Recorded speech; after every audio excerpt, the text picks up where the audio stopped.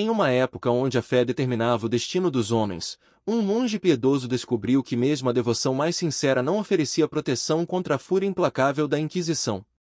Sua história é um lembrete sombrio de como o poder religioso, quando corrompido pelo fanatismo, pode transformar a salvação em perdição. Se você quer conhecer mais histórias fascinantes sobre os segredos obscuros da história medieval, inscreva-se no nosso canal e ative o sininho das notificações. Não perca nenhum episódio dessas narrativas extraordinárias que mudaram o curso da humanidade. Frei Tomás de Valdecorona nasceu em uma pequena aldeia nos arredores de Toledo, no ano de 1423. Desde criança, demonstrava uma religiosidade extraordinária que impressionava até mesmo os clérigos locais. Aos 15 anos, ingressou no mosteiro franciscano de São Miguel, onde rapidamente se destacou por sua dedicação aos estudos teológicos e sua capacidade impressionante de memorizar as escrituras sagradas. Seus superiores viam nele um futuro líder espiritual de grande importância para a ordem franciscana. Durante seus primeiros anos como noviço, Tomás desenvolveu uma paixão particular pelos textos místicos dos padres da Igreja primitiva.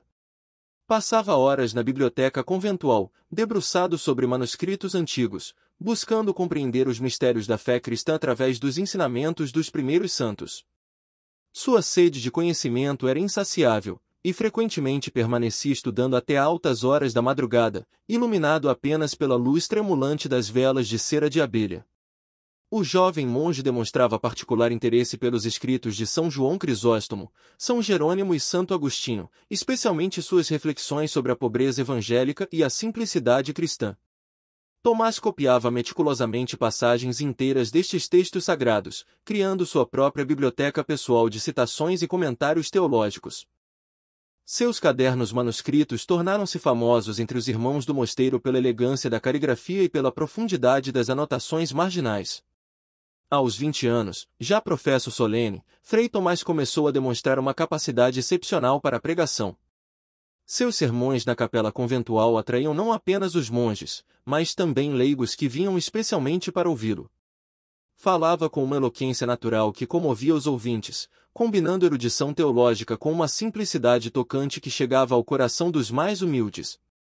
Sua reputação como pregador extraordinário espalhou-se rapidamente por toda a região de Castela. Durante esse período, Tomás desenvolveu uma compreensão cada vez mais profunda dos ensinamentos franciscanos sobre a pobreza radical e estudava intensivamente os escritos de São Francisco de Assis, particularmente o Testamento do Santo, onde o fundador da ordem advertia contra o afastamento dos ideais de simplicidade evangélica. O jovem monge via na vida do poverello de Assis um modelo perfeito de seguimento a Cristo, especialmente no que se referia ao desprendimento total dos bens materiais. Aos 25 anos, já ordenado sacerdote, Frei Tomás começou a questionar certas práticas da Igreja que considerava incompatíveis com os ensinamentos originais de Cristo. Observava com crescente inquietação a riqueza excessiva dos altos prelados, contrastando dramaticamente com a pobreza que caracterizava as comunidades rurais sob sua jurisdição pastoral. Via bispos vivendo em palácios suntuosos enquanto seus rebanhos passavam fome, e essa contradição torturava sua consciência de franciscano comprometido com a pobreza evangélica. Em seus sermões dominicais, passou a enfatizar com maior intensidade a importância da simplicidade evangélica e da caridade genuína.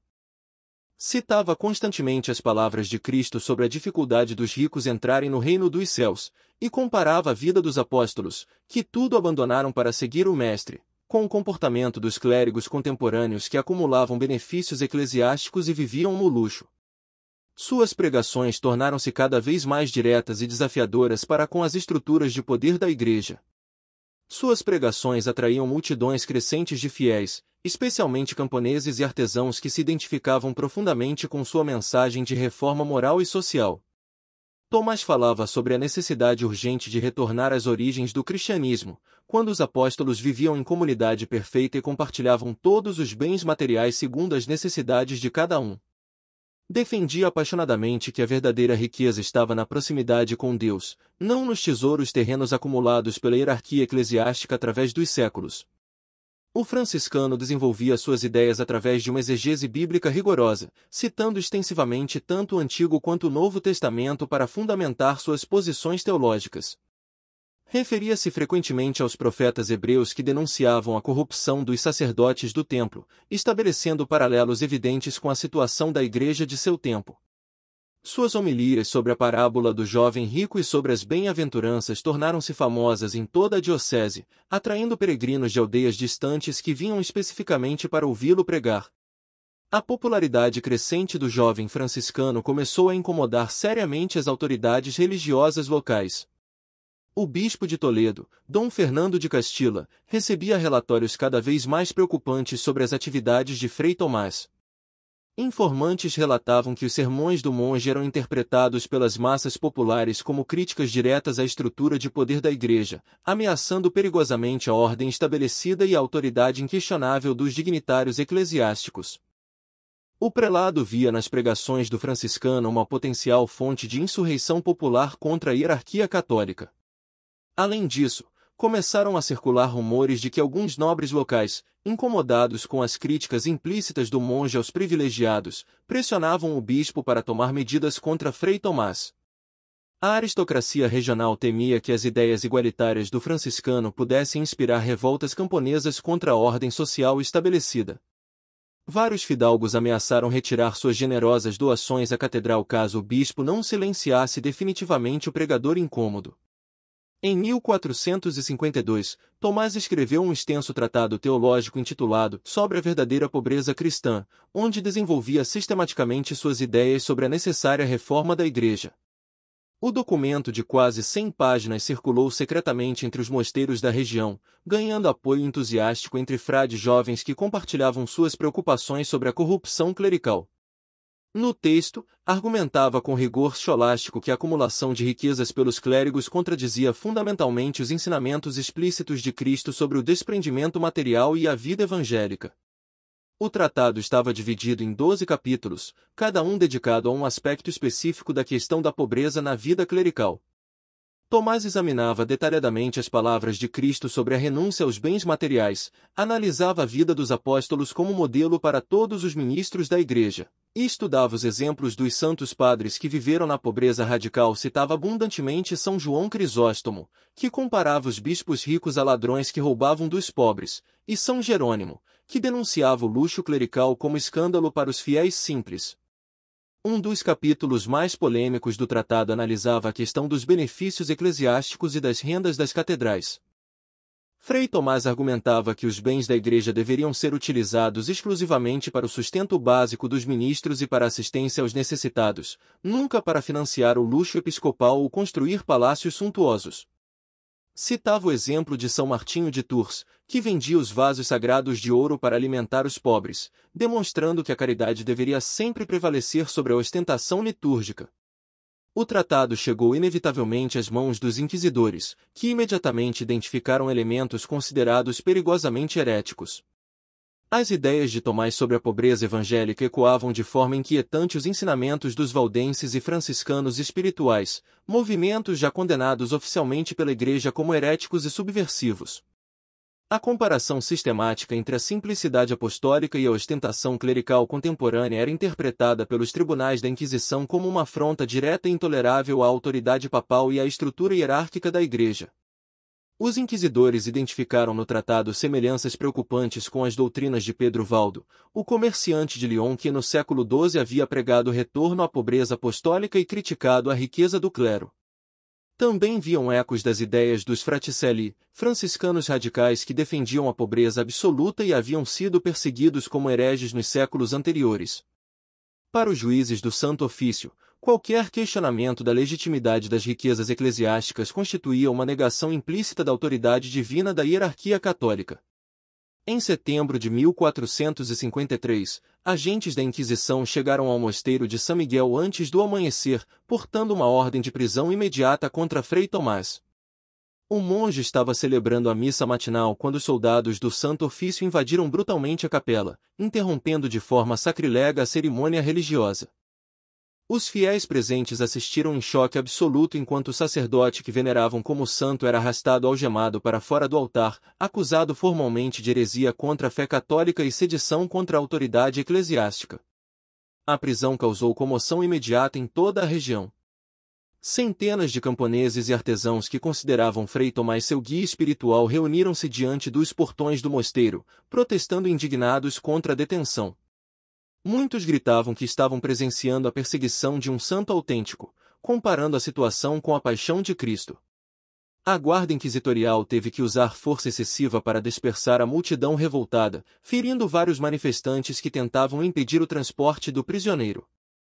O julgamento de Tomás de Valdecorona durou 6 longos meses, durante os quais permaneceu encarcerado nas masmorras subterrâneas do Tribunal Inquisitorial de Toledo. As condições do cárcere eram deliberadamente desumanas: uma cela estreita e úmida, sem luz natural, alimentação escassa e irregular, e completo isolamento de qualquer contato humano exceto durante os interrogatórios.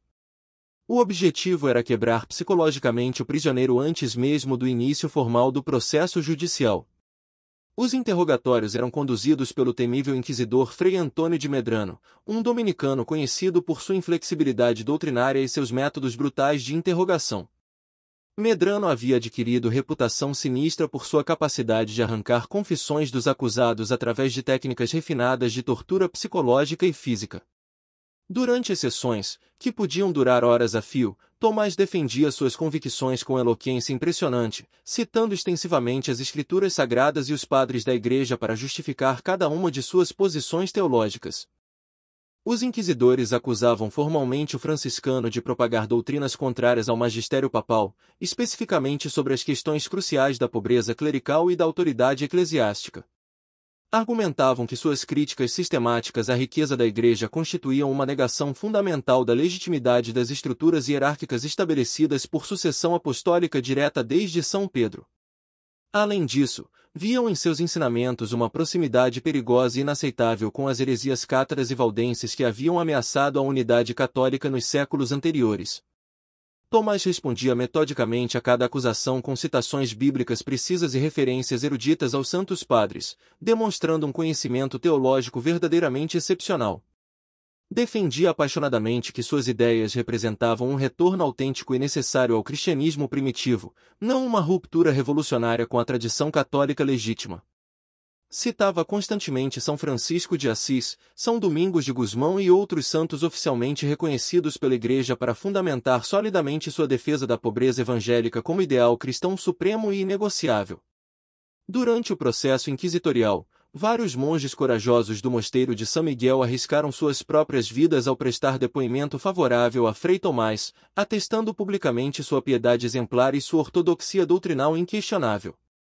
Relataram detalhadamente sua vida santa, sua dedicação heroica aos estudos sagrados e sua caridade incansável para com os necessitados da região. Alguns irmãos franciscanos desafiaram abertamente a autoridade do tribunal inquisitorial ao testemunhar sobre milagres que haviam presenciado através da intercessão do acusado. Frei Miguel de Salamanca, mestre de noviços e teólogo respeitado, prestou um depoimento particularmente corajoso em defesa de Tomás.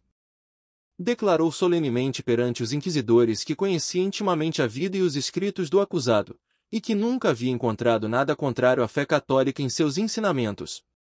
Argumentou que as críticas de Tomás à riqueza clerical estavam plenamente fundamentadas na tradição franciscana autêntica e nos ensinamentos dos santos padres, especialmente São João Crisóstomo e São Jerônimo, doutores oficiais da Igreja. Contudo, a pressão política sobre os inquisidores era intensa e crescente. A popularidade das ideias de Tomás representava uma ameaça real e imediata à estabilidade das estruturas eclesiásticas tradicionais. Suas críticas fundamentadas à riqueza clerical encontravam eco perigoso em um período de crescente tensão social, quando camponeses e artesãos questionavam cada vez mais abertamente os privilégios das classes dominantes, incluindo especialmente a alta hierarquia da Igreja Católica que controlava vastas extensões de terra e enormes riquezas. O bispo Dom Fernando de Castilho exercia pressão constante sobre o tribunal inquisitorial para acelerar a condenação. Temia que a prolongação do processo pudesse transformar Frei Tomás em mártir popular, galvanizando ainda mais a oposição às estruturas eclesiásticas estabelecidas. Além disso, recebia ameaças diretas de nobres regionais que exigiam medidas exemplares contra qualquer questionamento da ordem social vigente. A execução do franciscano serviria como advertência terrível para outros clérigos que pudessem nutrir ideias reformistas similares. Em março de 1454, após deliberações que se estenderam por semanas, o Tribunal Inquisitorial proferiu finalmente sua sentença definitiva e irrevogável. Frei Tomás de Valdecorona foi declarado formalmente culpado de heresia obstinada, sedição contra a autoridade eclesiástica e propagação de doutrinas contrárias à fé católica. Por unanimidade, os juízes determinaram que fosse entregue imediatamente ao braço secular para execução pública na fogueira, conforme determinavam as leis canônicas para casos de heresia impenitente. A decisão do tribunal causou comoção sem precedentes em toda a região de Castela. Milhares de pessoas consideravam o franciscano um homem santo, injustamente perseguido por suas convicções reformistas legítimas. Multidões indignadas reuniram-se nas ruas de Toledo e nas aldeias circunvizinhas, protestando veementemente contra a condenação e exigindo a libertação imediata do religioso. As autoridades civis tiveram que mobilizar tropas adicionais para manter a ordem pública e evitar uma insurreição popular generalizada. Na manhã de 23 de março, uma multidão silenciosa e comovida concentrou-se na praça principal de Toledo para testemunhar a execução do homem que muitos veneravam secretamente como santo autêntico. Frei Tomás foi conduzido ao local do suplício amarrado sobre um jumento, vestindo o sambenito amarelo dos hereges condenados pela Inquisição. Apesar das torturas físicas e psicológicas sofridas durante os longos meses de cárcere, mantinha uma dignidade impressionante, murmurando orações incessantes e abençoando discretamente os fiéis que o acompanhavam com olhares compadecidos e lágrimas de compaixão. Ao chegar à pira cuidadosamente preparada pelas autoridades inquisitoriais, o condenado recusou firmemente uma última oportunidade de retratação pública oferecida cerimoniosamente pelo inquisidor Frei Antônio de Medrano.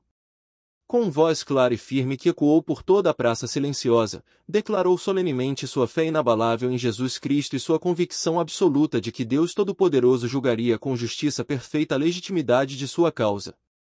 Suas últimas palavras registradas foram uma oração comovente pela conversão espiritual de seus perseguidores e pelo triunfo final da verdade evangélica sobre toda forma de corrupção humana. As chamas consumiram lentamente o corpo do franciscano mártir, mas sua morte heroica tornou-se imediatamente um símbolo poderoso de resistência às injustiças cometidas sistematicamente em nome da religião institucional. Muitos dos presentes consideraram estar testemunhando o martírio autêntico de um santo genuíno, não a execução merecida de um herege perigoso. Relatos detalhados sobre milagres extraordinários atribuídos à intercessão celestial de Frei Tomás começaram a circular secretamente entre as comunidades rurais, alimentando uma devoção popular intensa que perdurou clandestinamente por muitas gerações.